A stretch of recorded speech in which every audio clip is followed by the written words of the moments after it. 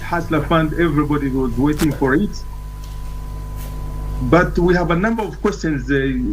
Those of us who are reading between the lines, those of us are looking from economic point of view, and those of us who are looking at the policy issue, we have a number of questions to ask.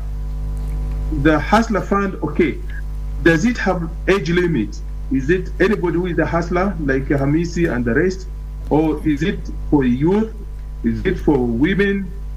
And how many, the catchment in terms of the hustlers, I think we have many. How would it fit and for how long?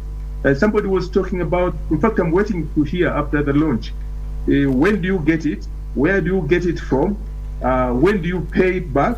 What do you do so that you can be able to pay it back? People were talking about 7 days, 20 days. What do you do with it in that duration of time to be able to pay back and still continue with, if it is business? So yes, very good. And the other thing is like what my colleague has said, is about the interest rate. This one should be zero rate. It should be zero rate. I'm asking the president to exactly do what he said. This fund will be zero rated. So that if anything, if you want administration, then 2% is okay as far as the poverty index is considered.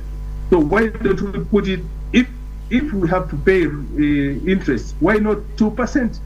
Administration kind of, and also where does the money come? Do we borrow it from the government, which department, and from which institutions? And those institutions have their laws, have their procedures, and they have their costs.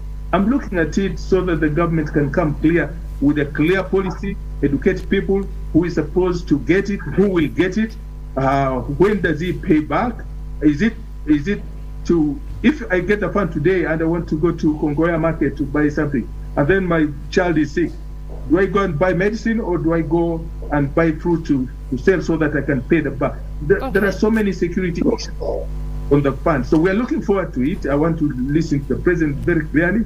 But then we're looking at how will the hustler know the details, the nitty-gritty of the fund?